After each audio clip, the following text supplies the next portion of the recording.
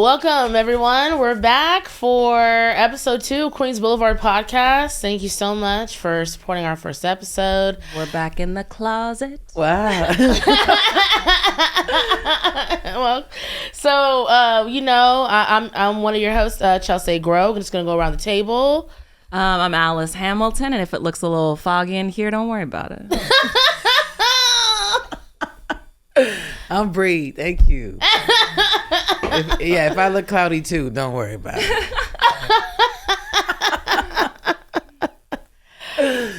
Amazing. Well, before we get started, I wanted to give you ladies something in honor of our second episode, aka I forgot to bring these last week. So I went to Puerto Rico for my dad's birthday. Yes. I got some trinkets, and since we're doing the podcast together, I want to give you ladies something.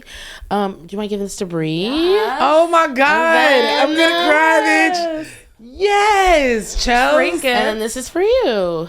Chels. Yeah. That is so crazy. Because you know what? Today I was like, I need a keychain and I need a shot glass. Girl, yes. Okay, I figure you can't never go wrong. I am actually going to drink so much out of this.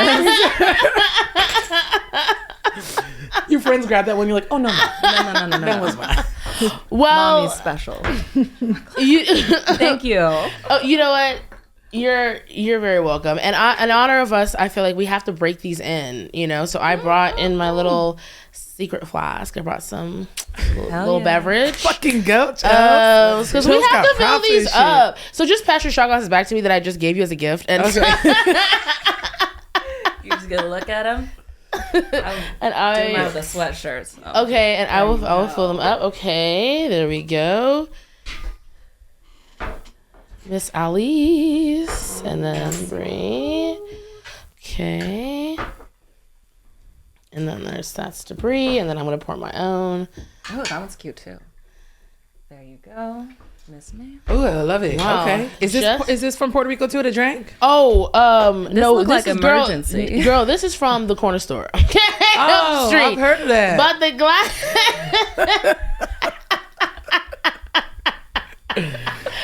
But the glass is straight from Puerto Rico, okay? So, salud to our second episode, ladies. Salud. Cheers. To the Yes, Puerto dale. Ricans too. Yes. Thank you. Mm-hmm. All right. Oh, we're shooting it? Oh, it's... I sip shots like the Queen of England. Take a sip of a shot with my pinky up like that too. I'm like, that sounds like a lyric that some rapper has said. Okay. God, I wish I knew how to rap. If I could rap, I would not do stand up. I would rap. Girl, right? It's Listen. so much more dignified than stand up. So it sounds like it makes a little bit more money too. Girl, every time I listen to Glorilla, she be like, I don't be nothing because I be smoking weed. I'm like, yo, the bars. Like, is her new album dropped? Bars. Shout out to Glorilla's new album, which dropped Oh my God, over the weekend, and it was literally amazing, and I've been getting my life to it, and it's the only thing I listened to besides Beyonce in the last 4 months. Oh my God. Yes, I mean, Renaissance got me through the last few months. girl, I mean, listen, can we talk about how that was revival, okay? Honestly. Yeah. Oh my gosh, this is so corny and stupid, but like, church girl, Yeah. like, I don't know, I just felt that one. I was like, oh my gosh, I'll shut up. I love Please don't. Beyonce though. Girl, church girls acting naughty, bad girls don't hurt nobody. Okay, wait, bad girls acting naughty, church girls don't hurt nobody. nobody. But the whole album is lit, as we know. I what I really want to get into is I want to go through. I want to ask you ladies just real quickly, like, how was your week? I mean, we haven't seen each other. Well, we've seen each other in a week, but podcast wise, we haven't seen each other in a week. Okay, so Bree, how was your week been? Me first. We don't have to. I mean, we could go. I was just, there's only 2 ways the circle can start. If I'm you ready need a to minute, you ready? Okay. Yeah, I'm ready. Okay. I kind of meant like me first. Like I'm honored that you thought I'd be ready. and now I'm ready. Sounded panicked for a know. second. You're like, what? I was like, I can do it if you need me to. Right. Thank you. You were both said very supportive things. I had a really good week, girl. It was kind of all over. I had was under the weather, had some antibiotics. I hadn't been sick or had antibiotics in about 7-8 years, and so had a really good week booking wise. I opened for one of my favorite DJs. Speaking of Beyonce, he's Beyonce's DJ. Ooh. His name is So you can get us invited to the Christmas party. That's what I was like, okay, so what next? And he was like, just tell, screenshot me your Venmo. But I was like, oh no. But like after this, like, we're going on tour, nigga. Are we best friends? You want me to rub me back?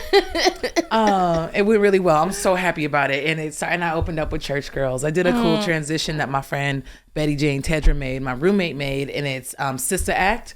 And it goes into Church Girls. And it like transitions into Church Girls and stuff like that. And then that's fucking dope. At the end it does the I'm not gay no more. I am delivered. And it was cool because we've been playing that for each other for months on end. So it was nice to see everyone else do it. But I had a great week. This set my week off really good because I was feeling black and beautiful, and I always do. But it's good to have this on Monday because it's like it's all love. The start of the week, yeah. Perfect. Yeah. Church Girls, let's go. Okay, I'm loving us. I mean, and that's those you don't know, I've known Brie a while, but I mean, amazing DJ, and I just love like listening to you like live when you're in the zone, and I'm glad you got to have that experience and stuff. Like, I mean, me and Brie, for the protests. Oh my gosh. Oh my God. Yo, girl, we had rented out. Brie had rented out like these trucks and had her whole DJ set up on a truck. At one point, she was DJing on top of an old Pepsi cooler. Okay. In the middle of West Hollywood, standing room only. This was in 2020. Standing room only. When like, listen, they want a pride so bad, they were like, we'll mix it with Black Lives Matter. They were like, look, we will have a joint effort. And man, that was a wild time, but it was lit and got to be out there. So yeah, I'm glad you did that. Thank you, girl. Allison, you've gone to Pride before, right? I don't think I've ever gone to Pride before because I don't think that I didn't want to go unless like a gay person was like, hey, I'm going, like, come with. That's fair. I didn't just want to be like, I'm straight and I'm supportive and I'm here to confuse all the nice lesbians. Just keep saying no multiple times. I didn't want to be like another just straight girl wandering around. I appreciate that. I was like, it looks like fun, and I always wanted to go, but at the same time, I was like, if I'm not like invited with a group, I was like, let them have their party, and Yeah. Okay. Yeah. Well, what I'm saying is, Brie, next year you gotta invite me. I will absolutely invite you, girl. Yeah, no. You do. It is kind of because you're a whole fan. I was raised by like black gay men. So I'm always going to Pride because they be like, you coming with us, girl. You coming with us for real. She knows more people at Pride than all the gay dudes will be like, the girls. Chills, come on. I've got like a lot of gay friends I thought would invite me, but then I was like, oh no, the gay guys I'm friends with, they all go to Pride just to get laid. Yeah. Not want to be dragging me around. They look at the flags, Alice. Yeah. Could you look over there at the flag for a minute? This grown folks business. Yeah. Hold my purse, nigga. I love that. Well, we're going next year. Yes. We'll put a look together. Yes. Oh yeah, no, we're definitely going. Okay. Show y'all my dorky dance moves. Look, Queens Boulevard at Pride. I see. Do I smell it? I smell it. I love that. I love it. I'm here for it. Brie and her allies. Listen. Okay, allies. Alignment. Okay, so Alice, how's your last week since we all last met up for the pod? Okay, so I'm nocturnal. So I woke up today at 3:40 p.m. Oh, Amazing. wow. Yeah, because I was up all night. That's why you're last so night. cheery. Like, Yeah. the girl's getting rest. It is Sure. 11:30 a.m. in my brain right now. So. Oh, that's amazing. Yeah. Wait, so humans can do this too? It's always been the way that my body works. Ever since I was a kid, like my mom would wake us up at 7 a.m. to read the Bible together as a family before Okay. we did our homeschooling.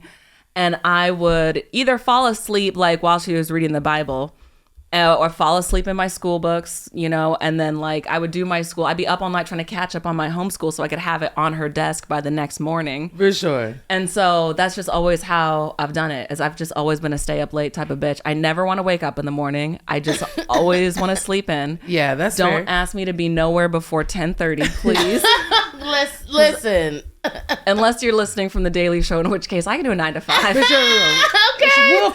We'll figure it out. Don't worry about me. This is a joke. Yeah.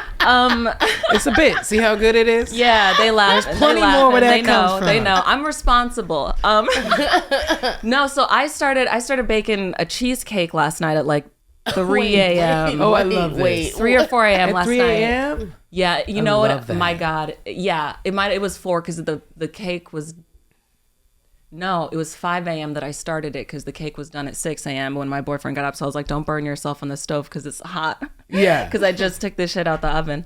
Because you have to like let the fucking cheese, cream cheese. Yeah. That's the cheese. You have to let it be room temperature first, or else you can't fucking like make the cheesecake. It's hard to stir it Oh, if of it's course. freezing cold. Right. I'm home making this bitch, and I just homemade a cheesecake like a month or two ago, and I fucked it up, and I didn't put enough sugar in it, so it was like really like not sweet. Fucked it up to whose standard? Yours? I'm sure it was lit. Yeah, no, my boyfriend loved it, and because he was like, I don't like them way too sweet, and I'm like, well, this just tastes like fucking cheese bread to me, so I You were wanted. ready to get it better. Yeah, and I think I put in a little too much lemon juice. Again, he was into it, but So I took a second swing at it, and so because it's like then it has to sit in the refrigerator for like 6 hours before you can eat it. So I just put it in the refrigerator when my boyfriend went to work at like 8, and I was like, by the time you get home, this will be done. We can get into it. So Okay. yeah, because I just stay up all night. I play Minecraft, listen to podcasts. So 7 a.m. your mom would wake you up every day. Yeah, And to you read the never Bible. once were like, Mom, can this just be 7 p.m.? Can the AM be silent? When you have your own house, you can do whatever you want, but this Right. is my house. Right. And we read the Bible at 7 a.m. Right. Girl, I feel Ain't you. God even up that early. He's like, Girl. everybody- My cousins hated staying the night at my house. You want to spend the night? We good. We got a house. One of them said to me, "Is like your mom wakes us up at the butt crack of dawn to read the Bible." Oh Yo. It's like, nah, we good, fam. We gonna leave the parents. I gotta get up. They I let gotta us do sleep the till same. 9. God, I went to college. I had an 8:40 a.m. class, and I was like, "Oh my God, I gotta sleep in until 8:30." And I would get out of bed, put my clothes on, and walk to class. I would take every last second of sleep that I could As get. you should. You know, you're better than me because like my school started at 7:30 a.m. my high school. So when I got to college, I thought I had it in my mind. I was like, oh, and I can do an 8 a.m. class. What? Right. Man. Yeah. And then you start college and you realize that there's no parent banging on your door, or like my dad would like waterboard me to wake me up in the morning, like lightly, you know, like the non-abusive level. Like he would just put water on his hands and just like flick it on me, you know, and he'd be like, Mine too. and it would always, and my dad was in the military. And I'm like, damn, these tactics, you okay? My mom had a Tupperware jar full of marbles in the freezer. Wow, And that's specific. if you didn't get up to come downstairs to read the Bible, she'd pour the frozen marbles on your neck while you were like all cozy in bed. And then it's like, it's like getting ice poured on you. But my mom says marbles don't melt, so they don't make a mess. So that's why she did marbles. And then That's I fair. fucked up because when I was in junior high, I had friends spending the night and they were like, why are there marbles in your freezer? And I told them. And so, of course, the next morning they woke up early and marbled me. I'm like, hell yeah. They got me with them. I love that. Literally, like, it's the marbles for me. Like, For sure. I just, like, I mean, honestly, the things, like, our parents, like, kids nowadays is, like, they have an iPhone, you know, at 7. So they can set 10 alarms, but, like, me, it was, like, you know, I had to get up, right? And so, like, my parents just always use, like, military tactics, you know, to just I love that. wake me up, you know. It's either water or, like, some kind of loud horn, you know. Right. And I'm like, why do you have a horn in the house? Right. You know, it's just, like, this rogue horn they did from one protest in the 80s. They're like, no, it's time to get up, everybody. And I'm like, whoa. Right. Hot Whoa. 10. Yeah. My dad, one time my dad woke me up just shouting what he had, the march that he had doing, basically, left, right, your mama said good, you left, you're right. You know, I'm like, what is happening? And he's like, it's time to get up for bed. All right. And I'm like, dang, Dad, like, fine, I'll go to middle school. Like, this ain't even real school, middle school. Come on now. Your parents just waking you up like Robin Williams. Good morning, Vietnam. Girl. So this is I sleep in. Okay. Can I ask you something as a segue?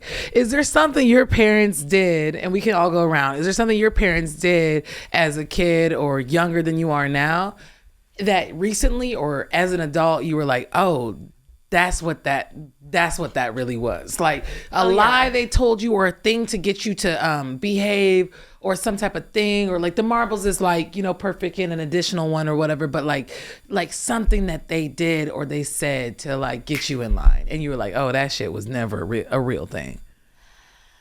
I guess growing up, like my stepmom, I lived with my stepmom, my dad, you know, for like middle and high school. And I remember my stepmom, she was like, you know, if you don't get up early, you know, you're never going to get a job. And so far she's been right. But I mean, stand up is more of a passion than a job. And it's funny because it's like I feel like my mind and body were built for the stand-up comedian schedule. Like, you know, I've always been a night owl. So that's why I relate to what you're saying, Alice. Like, I was like, at you 2 really are. Yeah, like at 2 years old, endurance. I would be like, I'm up, like 5 a.m. And I'm up because I've been up, you know? It's right. My sister would wake up at 5 a.m. So sometimes my mom would be like, oh, look at my girls. They both just early birds. And I'm like, I've been up since yesterday. Just put some eye drops in, try to fake out, you know. But yeah, I mean, I think that like that. Yeah, she just would try to say I'd never go anywhere, and it's like, yeah, well, there's jobs where you don't have to get up early. Like no big comedy show is starting before 7 p.m. Like that's the earliest. Yeah. Right. Yeah. So you know, shout out to you, but not really, because you know that's personal. But anyway. Oh man. I mean, like a lot of people on Twitter have said it, but like when my parents, like we weren't allowed to spend the night at anyone's house until you turned 10 years old. Ooh, and facts. We just thought that was so unfair. Mm-hmm. It sounded insane. Yeah. It sounded ridiculous. But then it's like, you know, my mom and so many things that my mom did were just built around like, I don't want my kids to get got by any of these creeps out here. Like, I don't know them. Yeah. Yeah.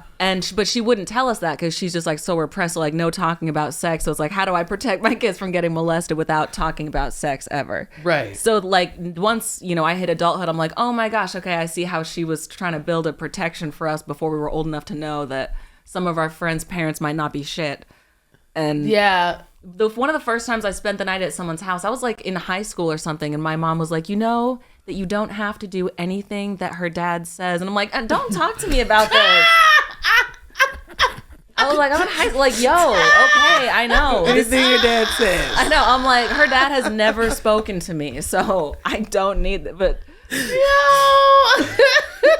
you know, as a kid, you don't think about it. As an adult, you're like, oh, okay, so my mom's trauma was coming into play. All right. Yeah. Yo, you know, I mean, I couldn't either, but you know, it's just my mom. I don't know how y'all sex talk was, but my mom gave me the sex talk at 7 years old, and she was very direct, okay? She was like, listen, ain't no pee-pees, ain't no wee-wees, ain't no woo-woos, and no ha-has, okay? She was like, boys got penises, and you got a vagina. Yep. And boys want to put their penis in your vagina. And your job is to keep it out as long as you can. Period. And I'm sitting here like, whoa.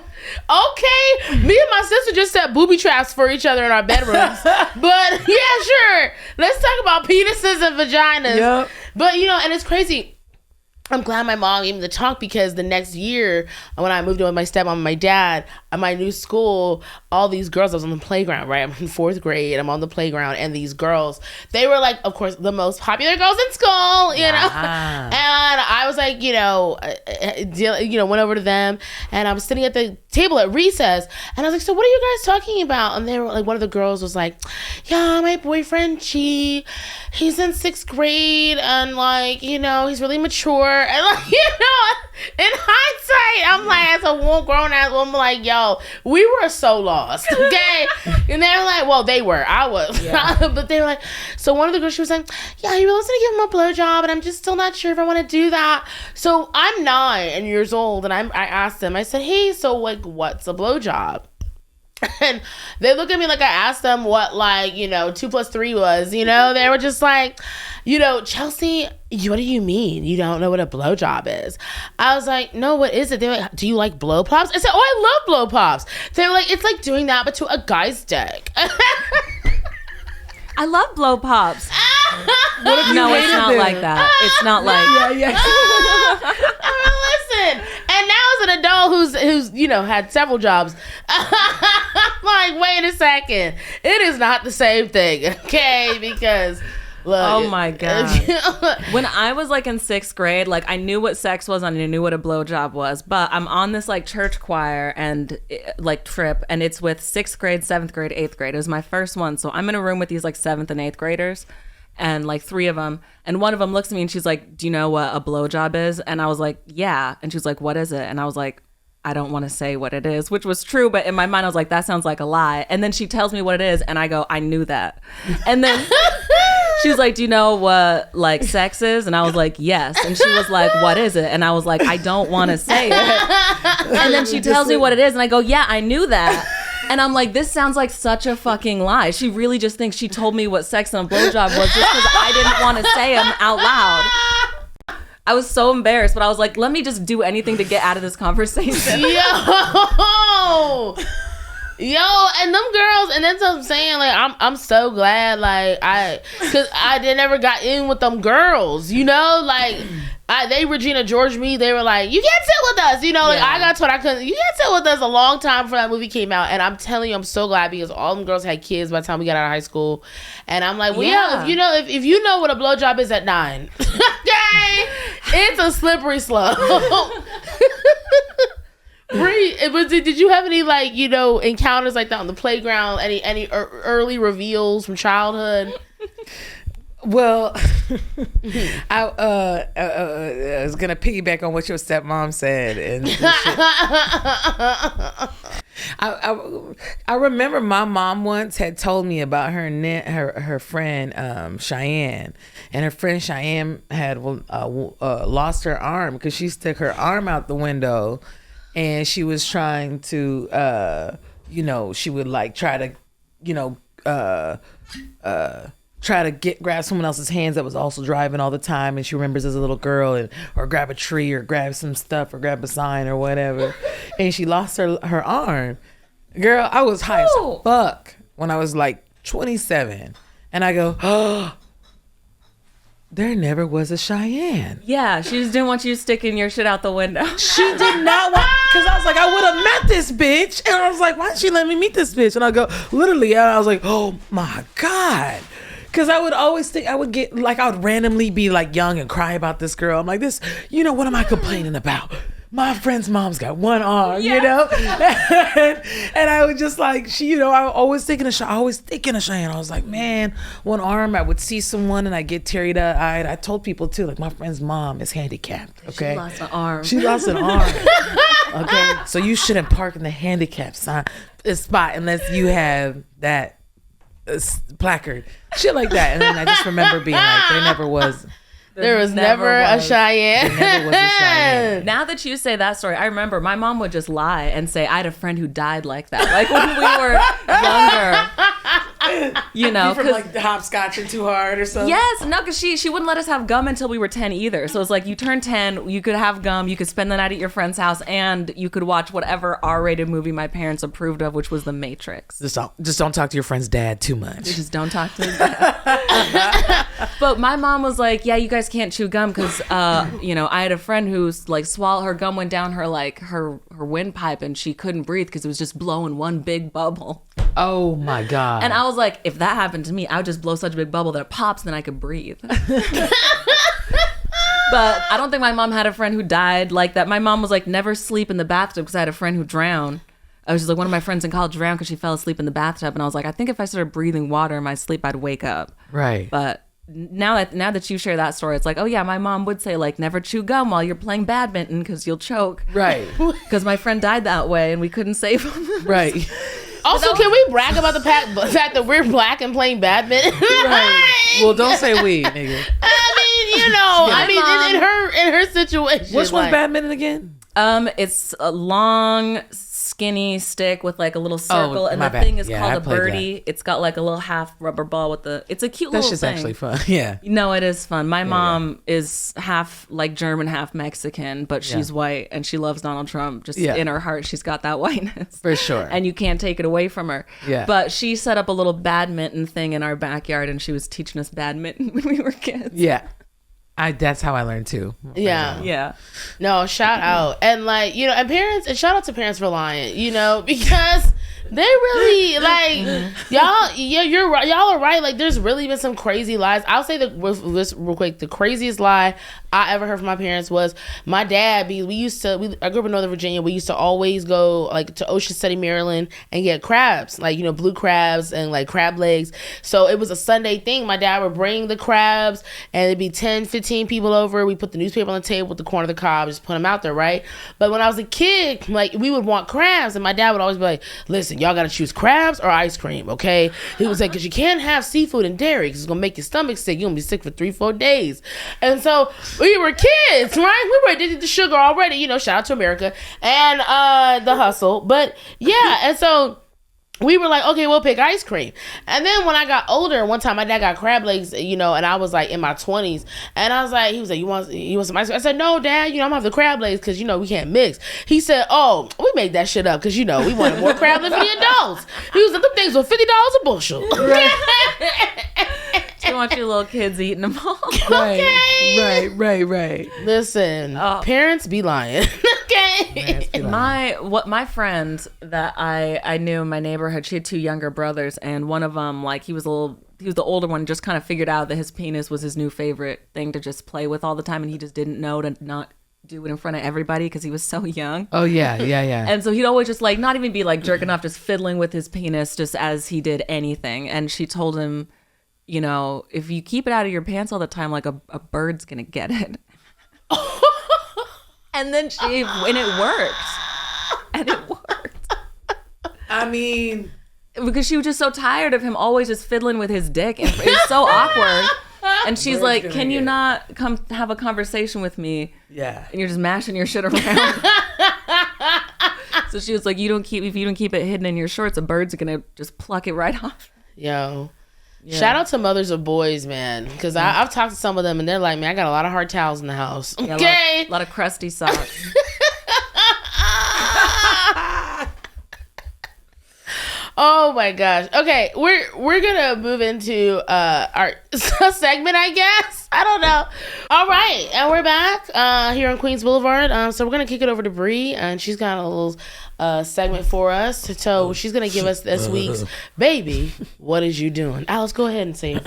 Wait, baby, what is you doing? And Bree, go ahead and say it for us. Baby, what you doing? Please edit that out. Yes. Okay, Bree. So what's going on this week? Yo, okay, check this out. A 9-year-old black girl was catching lantern flies outside her neighborhood, and the neighborhood called the police on her. The neighbor called the police on her and said she scared him.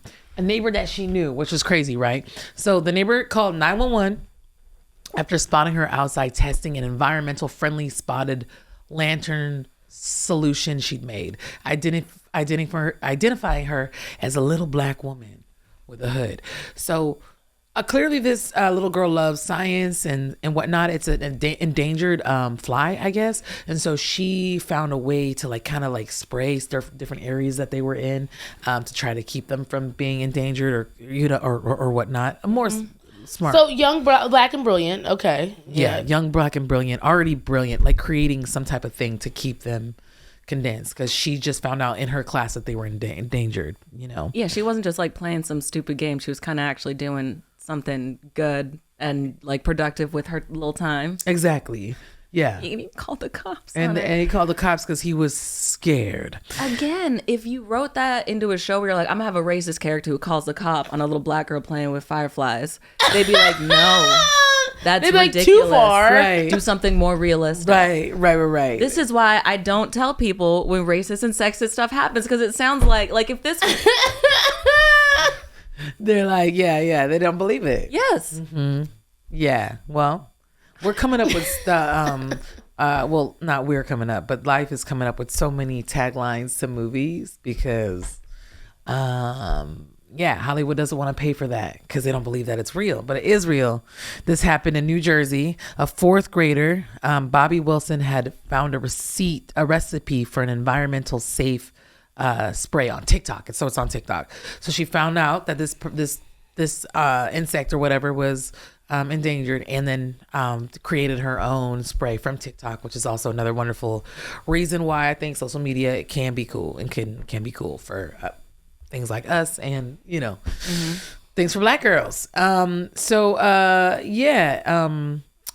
This was in Caldwell, New Jersey. Her family is pissed, as they should be, and so am I. But I feel like that he called her a little black woman. He said there's a little black woman. Oh, let's see. She's a fourth grader. A little black woman with a hood. A little black woman with a hood. Right. A fourth grade kid playing with firebugs. Right. Yeah, it's also it's cold, right? Where's she at? New Jersey. Yeah. It's cold. It's cold. A hood. Yes, of course I have a hood on. Her ears warm. Listen, it's cold here in LA right now. Right. I have my hoodies every day. I Okay. can't imagine New Jersey right now. That's what I'm saying. Like, okay, so clearly the baby is the white man who called the police, which is crazy because the 9-year-old girl is technically, she's the baby in the situation, and like age-wise, but. Right. And this is my thing, like, sir, why are you threatened by a child? Like, right. Mm-hmm. There's a certain level of insecurity that comes out of any adult human being who sees a young black kid doing something and just automatically assumes it's criminal. Okay. Right. That's a really sick, deep-seated issue. Like, and it's sad because, like they said, like, black children are viewed as adults sooner than all other races of kids. Exactly. He said little black woman, and it's just like, so like what, and as a police officer also, how are you responding to that call to the point where you're like, little black woman? Like, I would have asked questions like, so is she 5'3"? Like, what do you say, little black woman? Right. You gotta be specific. Are we talking Wizard of Oz little? Right. Like, we talking. At what point are police officers allowed to say, like, hey, can you handle this one? You call 911, say there's a little black woman playing with fireflies in my backyard and I'm scared, and they go, I'm dealing with a murder right now. So just here's what you do. You just go up, open your window, say, hey, what you doing out there? And then let me know what they say. Yeah, let me know. It's like, hey, fireflies. Okay, close the door and leave them alone. Yeah. Click. Yeah. How It's many like millions of dollars of tax we one? paying because this guy's scared of a little black woman in his backyard, which even then it's like you can't just approach her as a neighbor. Yeah. But my other question is baby, aka older white man, what are you doing with your day that a young black girl doing, and let's emphasize girl, is making you feel threatened? Right. Like, you don't have Netflix? I mean, I'm sorry, but look, or do you not watch House of Dragons? Like, that'll drag you in for a whole, like, anything, 18 sir. hours. I just don't understand. Like, even if you're like, what made you go? Like, you have no gardening to do. You don't got no dishes to wash. Get you your dick don't sucked. Please. For humanity.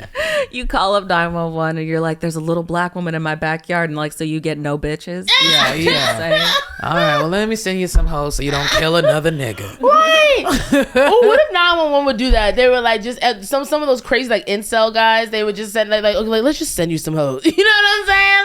Like they're like, right. I don't know what I'm gonna do next. Right. And they're just like, we're gonna send you some hoes stat. Okay, like it's on us. It's crazy because I guess the actual dispatcher, like the 911 call, was him like describing like the fact that she was spraying some stuff, and he did eventually find out that he did know her. So like that's crazy. That's embarrassing. But so I feel like instead of that, because now this is almost a civil lawsuit, or like is going into the process of like, you know, their parents are probably gonna have to eventually make it that. You know, she should have been getting an award for like testing this out and seeing like an insect that's endangered. So I was thinking maybe we could give her an award. Or we can have our own award. Do you want to make her queen for the day?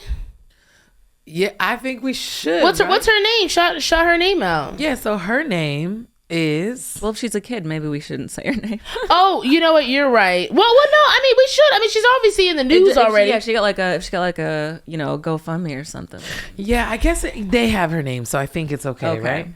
If CNN has her name, we can say it. Yeah, that's true. On the morning of... Oh, sorry, I already said that. Next week on High as Fuck Giving News. I was gonna start all over again. Like, oh no, we already did this. All I have to answer you is the name is Bobby Wilson, 4th grade, New Jersey. She sounds cute as hell. Yeah, she's super cute. I'm picturing her like with one of those little Target spray bottles. Like, you know, Target has like the green and the blue and pink spray bottles. She probably just had one of those. There's a little pink bottle spraying on some trees, and he's like, oh my God, what's... And we've all got them bottles from Beauty Supply, okay? You know them little pink, them $2 bottles that we put a little water and a leave-in conditioner in. Mm-hmm. Like that is not a threatening spray bottle, okay? That shit, it comes out any bottle that sprays the liquid as a mist. Can't. Like, come on, this is a light mist. Right. I'm diluting my It's a 10 solution with water. That's what that spray bottle is, okay? Oh my gosh. Well, you know, shout out to Bobby. You're a queen for a day. And I'm sorry that you had to deal with this. Like, and also, sir, what are you doing? So that's so lame. And he should be definitely like being apologetic and shit. Yeah. Yeah, I mean, like at this point, she shouldn't have to pay for college, sir. I bet you better dip into whatever mystery fund you got. And I know you got one because you're a white man, okay? Right. White people got mystery funds, okay? They got secret accounts. Absolutely. So deep into one of them accounts and pay your college fund. I'm sorry, I just want any child that experiences like traumatic stuff at the hands of white people, shouldn't have to pay for no education. Period. I'm saying reparations tonight. In 3 seconds. Okay. Amita raping. Amita rape. I can't say it. But you know what I meant. It's in spirit. I did. Oh my God. Oh, okay. Okay, so Alice, do you want to get it? Okay, Alice. Okay. Get us up on what's on Twitter. I'm doing the comedy community. What's going on right now? Yes. Okay, so you all remember Will Smith and Chris Rock? Will Smith slapped. That was just, I hate to bring it back up because it just feels hacked to even mention that it happened now.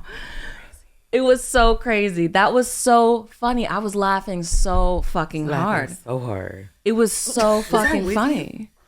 Oh, no, we were texting or talking like very shortly after that. That was a very intense moment. Okay. And Okay, so here's why. People always ask me, they're like, why do you hate Tom Segura?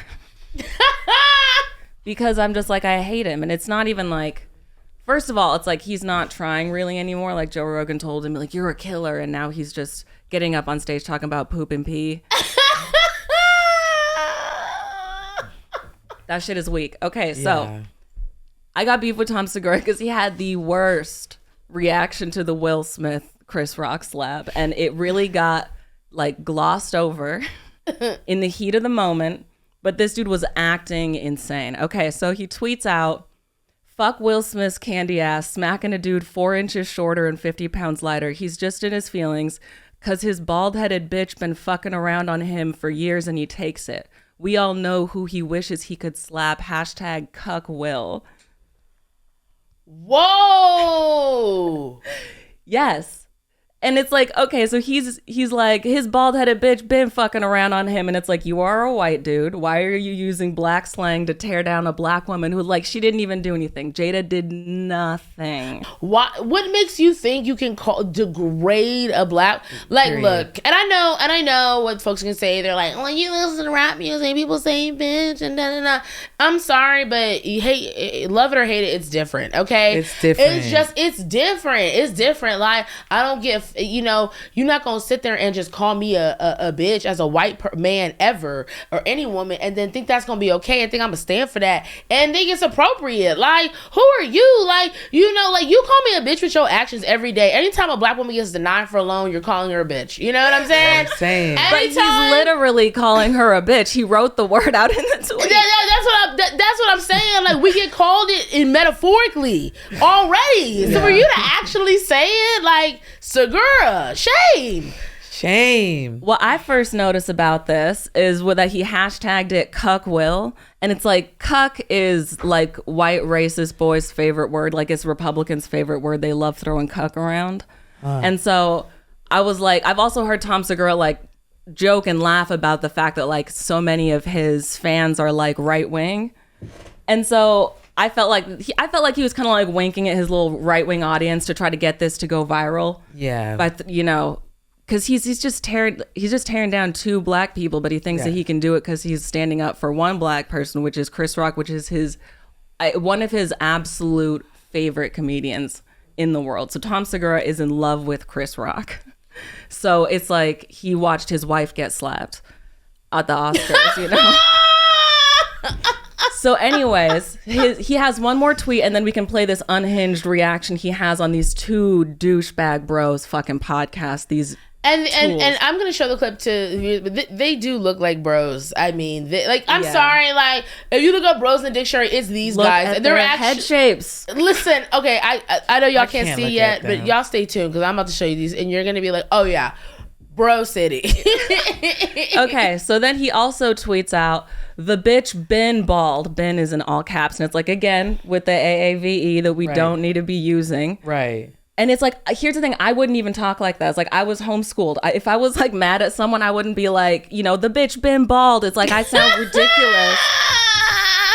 But he feels comfortable tweeting this out to 500,000 Twitter followers, however many he has. I don't know. Anyway, he was like, the bitch been bald. Jokes about it or her are fine, all caps. It was tame AF. You super sensitive about it? Buy a fucking wig. And then he shares 4 pictures of her with no hair where she actually looks really nice in those pictures. Yeah, because she's beautiful. Yeah. And so it's like, again, he's just tearing into Jada, who didn't do anything. Like, if you want to be mad at Will for, you know, that was violence or whatever, then it's like, whatever. You can condemn violence. I think that this kind of well, he's not gonna say anything to Will because he don't want to get slapped. No. Okay, that's the thing. No. Like, Will Smith could fucking murder this dude. Yeah. Right? Like, I never understood why people try to like say that Will Smith was corny or whatever. I'm like, he's from Philly. Like, you know what I'm saying? I guess I relate to that because hold on, let me see. Like these pictures.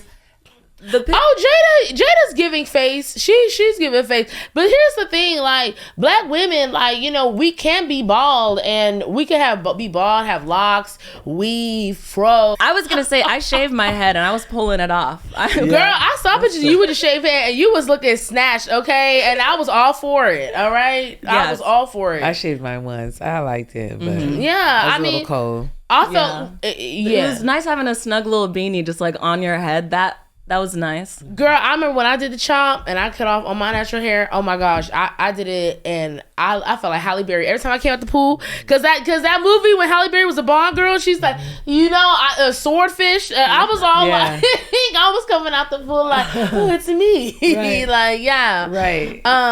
No, man, but I just. So Chris Rock, Tom Segura, I think he wanted to take this opportunity of Will Smith slapping him to try to like sew himself into Chris Rock's inner circle. And he thought Chris Rock got slapped. Maybe he needs a new friend. So if I just like stand up for him and just like go hard for him. Anyway, play this. It's nuts. Okay, so I'm about to play this clip, and so you guys can see the bros, and there's the bros. All right, so we're gonna see what they got to say. Okay, and you just tell me when to stop because I don't know how long this clip go. Okay, give me. I'll tell you when to shut the shit off. Okay, thank you, because they just look like people I can't listen to for too long. Okay, Yeah. Like, I'm like, y'all got 45 seconds. Yeah. Okay, that's the grace period. All right. Tom Segura. What's up, guys? Where are you at? New York? I'm in New York. I'm wearing this hat because my alopecia's acting up.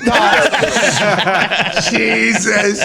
Okay, Tom. I'm happy you're joining us because I've been seeing you on the internet. Has this become a thing, huh? Is this what Will Smith did? Do you feel like was an attack on all comedians and maybe setting a precedent for what you can do, or jokes being not accepted in the right way? Shut up. Fuck that cuck. Let me tell you this, man. Okay. The idea that your entitled ass thinks because your feelings are hurt, you get to assault one of the all-time greats because you fucking feel, and then the cowards, the spineless cowards that are in Hollywood, in comedy. We have a list going of these fucking guys.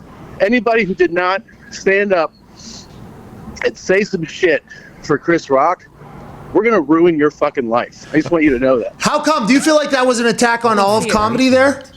It's what it is it's a display of entitlement. It's a very powerful, very wealthy, influential star who just decided, I didn't like that. I'm going to smack His wife's you. uglier. And then gets to sit down, collect his award, get a round of applause, enjoy his night. It's insane. It's like a gross exaggeration of, you see it all the time. I mean, you see entitlement everywhere. And that was on full display for the world to see. I have fucking zero respect for that bitch, and I feel like more people need to come out and say it. It's unacceptable. Tom, what do you think Chris Rock was going to say? He held himself back. I feel like he was very composed. It looked like he was something keyed up. He was stunned. He's a professional. He was stunned. He actually, you could tell when Will walks up that he's like, oh, this is gonna be a funny bit. You're gonna do something hilarious right now. And he gets smacked and he just doesn't even know. Tom, imagine if he walks up to him, puts his arm around him, and like they start like doing like something like that could have happened there, right? I mean, there could have been a funny bit that could have continued in that whole thing. Clearly, that's what he thinks is going to happen. He clearly thinks that's going to happen, and it's amazing that he could even recover and move on. I mean, look, dude, it's wild that guy is getting away with that, and I just, it's just entitlement. I mean, it reminds me, I used to live in LA, and you'd be like on Beverly or Rodeo, and you see these people in like Bentleys double park or be like in a handicap zone, and then a parking enforcement person would be like, hey, you can't park here, and then the person in the Bentley goes, yeah, there's no spaces. And you're like, yeah, fuckface, that's what happens. Like, go. Okay, so there's one part in this that I wanted to play because he tries to justify his involvement. So we can cut out some of the boring shit in the middle for sure. No. Well, I guess I just wanted to comment on the fact that he just compared somebody taking a handicap parking space to Chris Rock to the slap to the slap around the world. Like I mean, listen, yes, I understand they're both disrespectful, but it's like somebody, like, basically saying like somebody double parking is like that's as bad as the slap. When someone has a Bentley and you're just the poor piece of shit looking at their Bentley and you just hate him for being richer than you, that's what he's doing. Oh my! I drive a Dodge Stratus. Okay, so let me go back to play the rest of this clip. Oh, this is the part. Okay, they're like, I'm happy that I get to do it. Part right and I'm just, people in power like that need to be checked. I'll just say that. They need to be checked. You don't get to do that. You're a fucking cow. And there's people who actually have the fucking balls to tell me. They're like, you need to stay out of business as it isn't yours. This is my business. It's my business more than it's your fucking business. So don't you think you can actually give me a lecture on what happens on a stage. Tom, you ever get into an uncomfortable situation like that with anybody? Because some of those corporate gigs I've heard from comedians are like the worst. So I assume these types of situations arise or no? His boyfriend. I mean, I've never had that in particular happen. I've had people try to stop shows. I've had people who are like, that joke is, horribly tasteless, move on. I mean, as a comedian, you just have to navigate it. Whatever else. But yeah, they are trying to change the subject. Yeah. So, because he's being so serious and they thought he was going to be funny. And so they're not laughing. They're listening to this tirade about Jada. And I found out, because I don't listen to his podcast, because like him and his wife, Christina P., they just have this lingo that they all use. And like, I tweeted some shit about them, and like a few of their fans like were applying all these like jeans emojis because that's like some part of their lingo. It was I was like, they're the most annoying fans on the fucking planet, by the way. Wait, I'm sorry. So their language is emojis? Like I mean, no, they're like obsessed with jeans.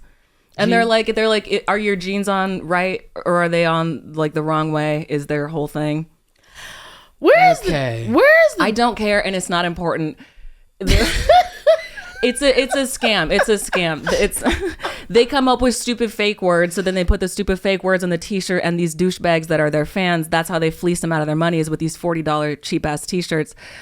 And it's like, anyway, it's fast fashion. They're polluting the planet. It doesn't matter. Here's my problem with him is he apparently makes fun of Jada a lot on his show. And so if you're a comedian and you're like, he was like a liberal, but he was one of those that like he posted the black square on his Instagram. The one time. That's it.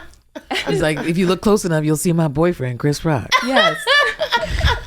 And the fact that like he was like, we have a list of all the comic students stand up for Chris Rock. We got a list of you guys. It's like, you cancel them. You're going to cancel anyone that you don't like. I thought you hated cancel culture as a comedian.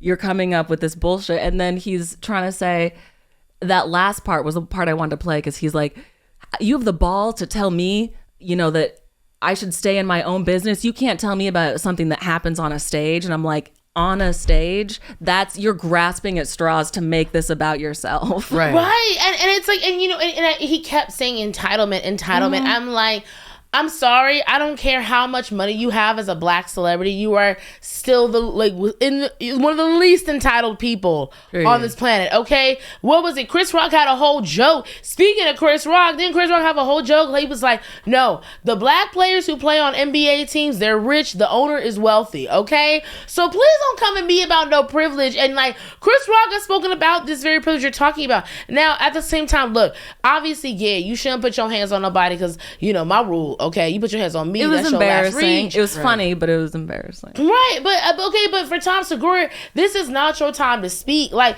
this, there's some things that it's like you don't get to speak on it, and you can get mad at me if you want, whatever, but I don't care, because at the end of the day, it's just like you don't speak on like black issues and stuff like that, because this was and now if Will Smith had smacked a white person, yeah, absolutely. First of all, he'd be in jail. Let's be honest, okay? Yeah. And so many white people were coming to me like, Chris Rock is gonna sue him. I'm like, that's not really how black people handle their beef. Like, they don't bring the lawyers. We just gotta roast each other for 2 years. Yeah.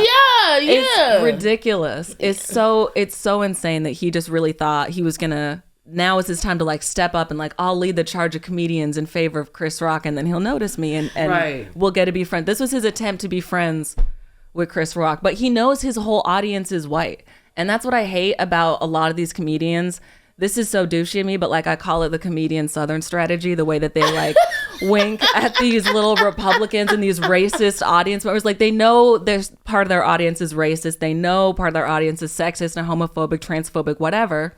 And what I'm saying is like, if you know that that's your audience, then you do need to be considerate of the way that you talk about everyone else. Right. Yeah. Because like all of these racists are like, yeah, we can just dogpile on Jada, when they don't really care about Chris Rock getting slapped at all. They're just like, oh, we're allowed to just tear into this bitch. He don't care about Jada, Will, none of them. And that's the thing. And it's like this whole like song and dance, like, oh, this is something that's still trending. Let me talk about it. And it's like, look, like Tom, your 2 cents is not needed. Okay. Keep keep the change, okay? Exactly. That's like, I mean, at a certain point, that's all. Some white people speak on certain things that happen with the black community, whatever, and it's like people feel like they can speak on black issues as if they are like, they can empathize with us. No, they think they're an objective expert. They're like, I'm not black, so I'm not gonna feel emotional about this racism stuff, so I can look at it as like an objective third party and tell you with logic and reason why you need to calm the fuck down. That's always what it is just you need to relax. But I'm not going to get into the preaching. The thing is that they brought Tom Segura on here because they thought he was going to have something funny to say about the slap, and then he just went on this whole like emotional tirade. Like at one time, I remember when 2020, when the protests were happening with George Floyd and stuff like that, and I was like talking. I went to a comedy show, and this white comic that I knew was headlining, and he and I were talking after the show, and he was like, "Oh, what are you doing this weekend?" I was like, "Oh, I'm going to the protest, for George Floyd." I was like, "I really just feel like I need to be there. I can't." I saw the video, and I was charged up, right? And he just had all this commentary. He was like, man, I mean, I'm all for, people supporting their issues, but I mean, it's a lot. He was like, I can't believe you're going out there to protest and riot. And I said, first of all, I didn't say riot. You know what I'm saying? I'm going to be holding a sign. I might smoke a joint before, but I'm not about to riot. Yeah. He said that, and he said, I just wish I wish I could just turn it off. He said, I can't watch anymore. I can't absorb it. And I had to remind him, I was like, you don't understand that's your privilege, Mm-hmm. That you can just clock, like white people can really just clock out of blackness, they can just clock out whenever they feel like it. They're like, oh, this is too much, I was down with the hip hop and the fried chicken, but all this, the shootings and it's too much. Yeah, I call them fair weather fans of black people. I literally, that's one of the phrases I used to describe Tom Segura and Bert Kreischer is like, they love black people when it's LeBron James singing and dancing and winning, but when shit hits the fan, they're like, that's not really my team. Right. At the end of the day. Yeah. And that's why this shit is so fucking disingenuous and such bullshit, because it's like he's trying to defend a black man using racism against a black woman. Exactly. And what I finally remember what I was going to say, which cut that whole shit out, by the way, when I forget. But Chris Rock and Jada Pinkett Smith and Will Smith have known each other for 20 years. They've been in show business together for 20 years. It's like, it's not about you, Tom. It's not about other comedians. And he was just trying to take it and like just ham fist his own agenda into the entire situation. And it's like, as a comedian, you should be trying to be funny. Right. You shouldn't be trying to force some kind of, bullshit agenda. Right. Which is like half defending freedom of speech and then half trying to sew yourself into Chris Rock's inner circle. I just think this was a ridiculous temper tantrum. Yeah. And I agree. And yeah, it's just because he was in love. He's in love with Chris Rock, and it's like, thank you, Mr. Seguri, Mr. Seguri non-weaver, whatever. Seguri. Thank you for your commentary, but where were you during the civil rights? Man, we could have used your help. Yeah, no, he's got nothing to say about George Floyd except for a little black, tweeting, Instagram post, and a little black square. Right. He'll tweet out a picture of Breonna Taylor, and then that's it. And then go to like treat Jada like this. And it's like, that's the reason why like Joe Rogan and friends, they all think that like all liberals who talk about racism and sexism and shit like that and condemn it, it's just like virtue signaling, is because that's what it is when they do it. Right. Tom Segura saw everybody's talking about this George Floyd thing. I can't say nothing. Here's a black box. Virtue signal. Right. I'm with the black people. And then right back to his bullshit. Wow. Right. It's like, as long as black is trending, as long as right, like as long as black is trending, then everybody else is on board with it. I mean, like, the pandemic was a great time for a protest because people had nothing to do, and so people were like, like obviously black people who would have been out there regardless, but everybody else was just like, we'll come. And I'm not saying there weren't allies and supporters, shout out to those that, but it's just like you can't sit there and just like try to act like, oh, I support Chris Rock, but at the same time I'm gonna trash a black woman in the name of my support. Like, it doesn't work like that. Like, I can't stand when people like, oh, I like black women, but I talk smack about black men, or vice versa. Yeah, he's trying to cape, but it's like you're giving villain. You know? Yeah, why are we talking like as if they think you're gonna like engage in talking shit about black women with them too? Like, oh yeah, that black woman, or Megan Thee Stallion, her legs in the back, a little cellulite in the back. Like, nigga, I am not going to like join in with you in this conversation. Also, Megan Thee Stallion looks amazing. Like, let's stop playing. You're out of your mind. A lot of white men will like endear themselves to black men by like getting together to talk shit on black women. Oh, I hate that. Yeah. I hate that. But I'm also not, I'm not surprised. I feel like they think that they're still talking about us because they're talking about us. They think that it's like, you know what I mean? Yeah, they think they can like show off their like, oh, I'm down with black people. Don't you hate how black women be shopping or something? Right. I hate when they shop. So embarrassing. It's always something like positive, like they got degrees and shit. So I was like, don't you want to bite a black woman sometimes?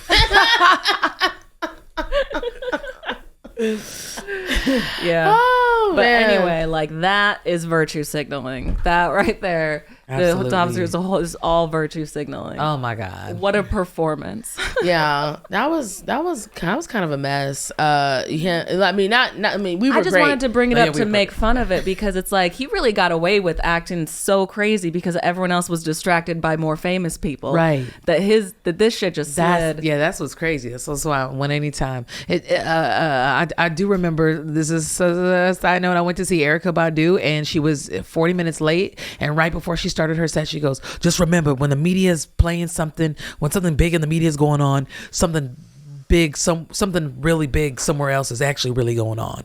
All right, 5, 6, 7, and just drops the beat. And this was at a festival and everyone was like, whoa, what does that mean? Because I think at the time something else was really going on heavily and we were all focused on that. She's basically saying like something really is going on right now. We're all focused on this thing, probably around like a DFT era. But yeah, and that is like, what is the bigger picture? I remember George Bush, they were getting so much shit for the Iraq war. Their like publicity and shit was down for being in the Middle East and fucking around, that when Janet Jackson popped her titty out, they were like, let's get everyone talking about this so that we can do this war shit. Right. And listen, those are powerful titties to distract from war, okay? When your titty distract from battle, they're like the best. Listen, it's always, there's always a hidden layer, For sure. Yeah. Wow. Well, thank you, Alice, for sharing that. And like that's like Segura clip, because I didn't know he was out here talking smack. You know what I'm saying? This is why no one noticed it. He just had a meltdown in public, a public scream fit, and no one saw it because nobody pays attention to this loser. Well, you know what? The girls came through today because I did not know Segura was out here slinging shade, Yes. It's like Chris Rock's never gonna let you in his house after he sees how nuts you were acting right here. Like, you're never being his friend now, weirdo. Right. What the hell was this? Right. The question is, where have you ever been in his house? Okay, have you ever even been in his house? Right. Because I don't know, like, that's a real friendship. If you ain't been in nobody's house, are y'all really friends? I tried to find this clip, I couldn't find it, of Neil Brennan was on Your Mom's House, which is the podcast that Tom Segura and Christina P do together. They're married, and Tom Segura's like, "Oh, you introduced me to Chris Rock, and it was like magic. It just meant so much to me." So it's like, I knew that he kind of was obsessed with Chris Rock a little bit. Yeah. And then when Chris Rock got slapped, I guess his little heart couldn't take it. He felt like he got slapped, right? Yes. Okay. Because he's would an in a relationship. Okay. Yeah. Oh my gosh. Okay. Well, what we've covered a lot, actually. Real quick, for those of you who don't know, Bobby I Love You Per is a reality show that was on Zeus Network. They just finished their first season. Essentially, Bobby Lights, he was on Love and Hip Hop Miami. He's like a big social media star, and he's also an openly black gay man. And he had a dating show, one of the first dating shows ever, to feature, men trying to vie for the love of another man, right? So, this show was interesting because they had a lot of characters on there and stuff like that, and a lot of guys were on there, and they gave all the guys nicknames, right? So the winner of season 1 was a guy named Island Boy, and they named him that because he's from the islands. Island Boy. they all get named like Flavor of Love.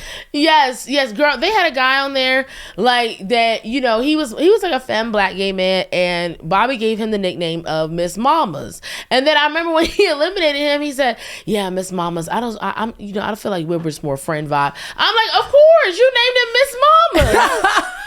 No one's thinking somebody they gave the nickname Miss Mamas to is taking them down. Like, if you wanted a zaddy, you should have just, like what? That's how I know Mike Pence is gay, is he calls his wife mother. He's not having sex with that woman.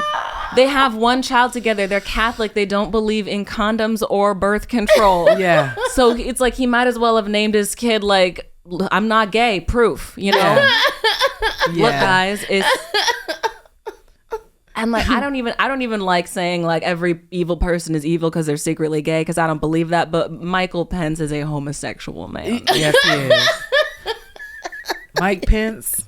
The lisp is in Pence. Mike Pence. Boring.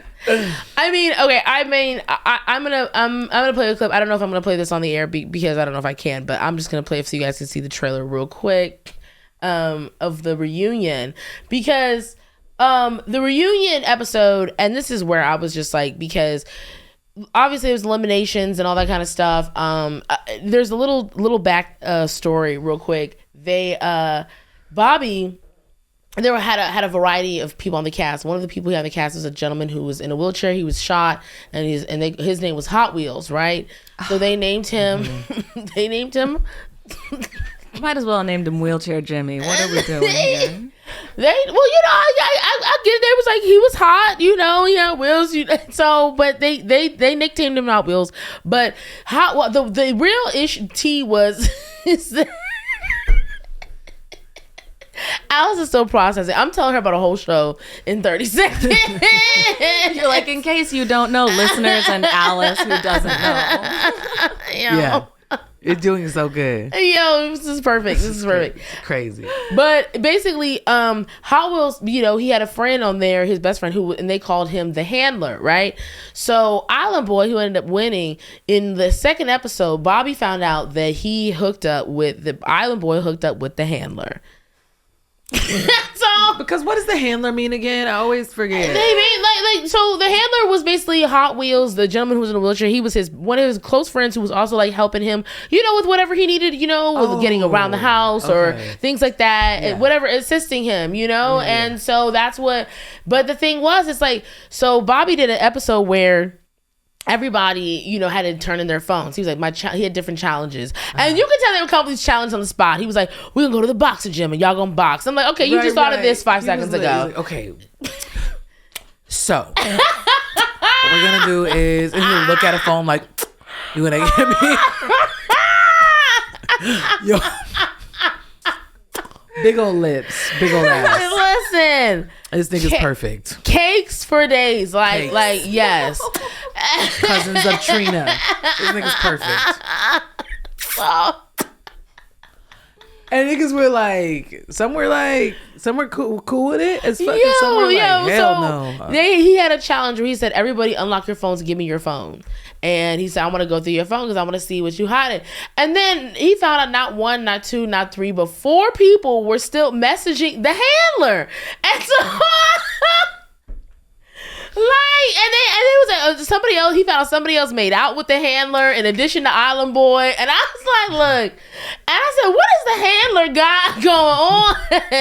And then, I watched the clip of the reunion. I'll play all the trailer of the reunion or whatever. But I watched the clip of the reunion, and it literally like they bring the Handler back. So it's just like, and the Handler, and I'm not gonna lie, the Handler, he's a cutie. He got a little body, I can see, the appeal, but Handler's gotta get his too, okay?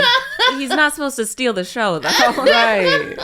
He saw his moment. For sure. And he took it. And he handled it. He handled it. Yo. As doing his Watch title. Watch me handle this 15 minutes of fame. Listen. Right. All I'll say is that, the Handler was making rounds on that show. Okay.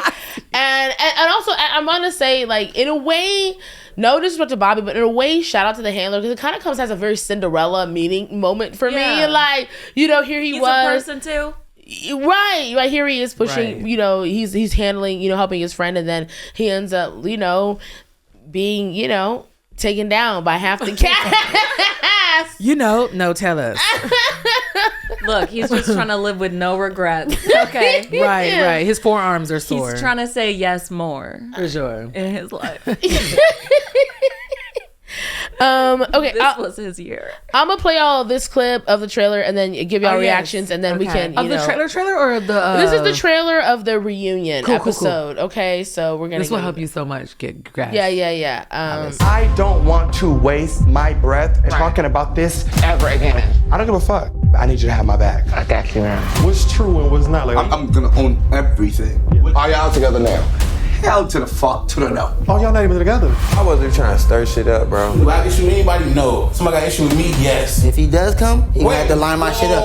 Oh, nigga, making money. Give me my motherfucking money back. You look stupid. That's the least you're gonna do. Oh my God! Oh, yes, full time. Oh my God!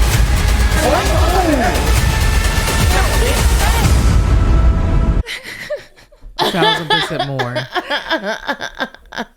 There was some white people talking about gay people can't fight. And I'm like, white gays can't fight. Like, a lot of them can't fight. Yeah. Girl, listen. Oh my God. You, all the boys was throwing hands this season. Okay. So you finished the reunion? I finished. Well, the reunion. You know, it's like, you know, Zeus will stretch a reunion out for 7 episodes. Okay. So I'm on part 1. We got 6 more weeks, but we'll finish 1 reunion episode. But yes, you girl, you. It's an easy binge. It's very entertaining. Oh my gosh. It's good. It's very good. And then there's a bunch of other seasons on there too that will find your way.